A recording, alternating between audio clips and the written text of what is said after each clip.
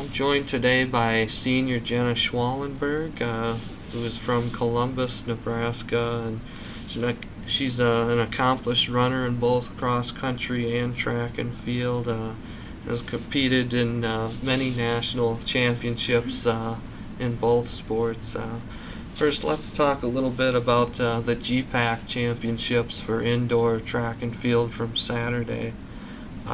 Among female athletes, you were ninth in total points with a first place finish in the 3,000 meters and a third place finish in the 1 mile. How satisfied were you with that performance? Really in the most important meet so far this season. I was satisfied with it.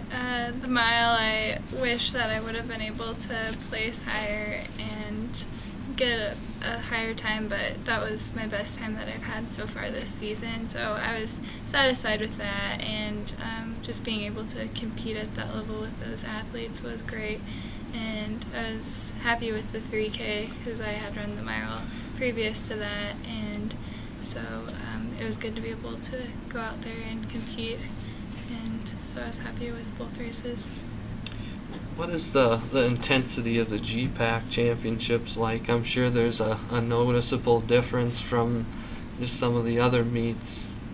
Yeah, a lot of it is the teams are cheering on their teammates to try and get them to get more points, and so there's a lot of tough competition in that sense where the teams are striving to pass more of their opponents with the different colored jerseys on to be able to get more points, so it is intense in that sense. So as a team, you finished fourth. You've had some pretty good finishes from some younger runners and some good development from some of those athletes.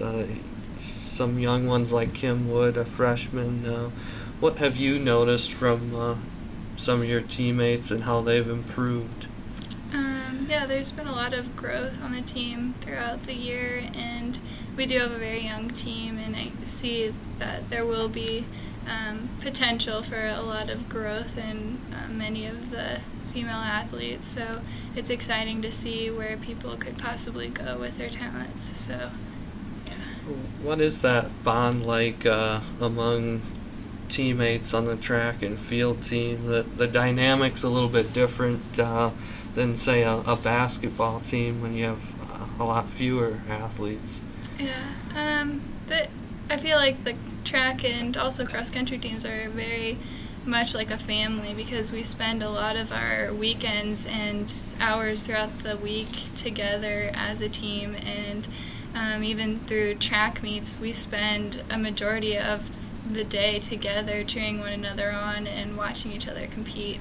So it is very much like a family in that sense. You have an A national qualifying mark in the 1 mile, which gives you a chance to go to the indoor championships for the 4th time. What are your personal goals moving forward now, being a senior and getting to go to the national championships again? A big goal for me is to be able to improve my PR. My PR in the mile is a 5:02, so I'd really like to get my best time there. Last year, that's where I received the 5:02 for my PR, so I'd really hope that through the competition there at the next level, I would be able to achieve a PR. So that's my main goal, and just to be able to place would be also great. You have an older brother, Scott, who is a runner here as well. Do a lot of people in your family have that running background, and how much of an influence was your brother on your own running and then deciding to come to Concordia? As far as running background, there wasn't a whole lot of running in my family. My dad did run, and he did that in high school. He wasn't able to do it in college, but so there was that sense. And my brother was a big influence on me in my running. He was a trainer for me and helping me do my workouts and my longer runs. He was a coach, and he encouraged me and pushed me to my limits, so he was a huge portion of my running. So. Tell me about what life is like constantly training as a runner. Do you have any idea how many miles you might average over the course of cross country and track and field seasons? As a runner, it is very intense to run as many miles as we do and as many days of the week as we do. It takes a lot of time and effort to put forth in this sport. As far as mileage, I wouldn't even be able to say, but I would average it between probably 30 to 40 miles a week. And as an elementary education major, you mentioned that you've been busy with teacher aiding. Tell me a little bit about how that's going and what you enjoy about the career path you've chosen. As far as teacher aiding, I'm actually involved with Seward Elementary in the 3rd grade, and we're working with the reading class.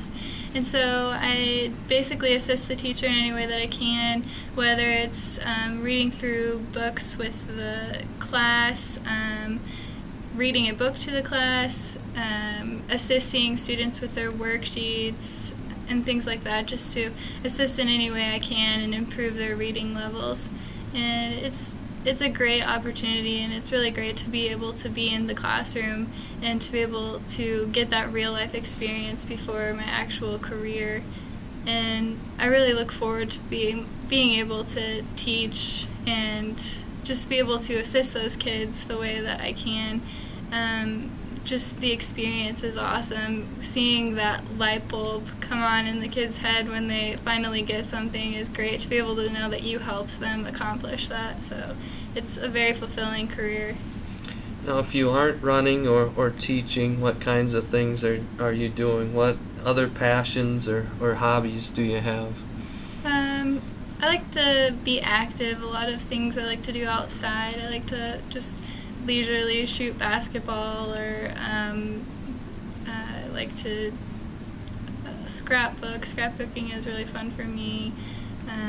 Watching TV, listening to music, going to concerts, the typical thing that anyone would like to do. So.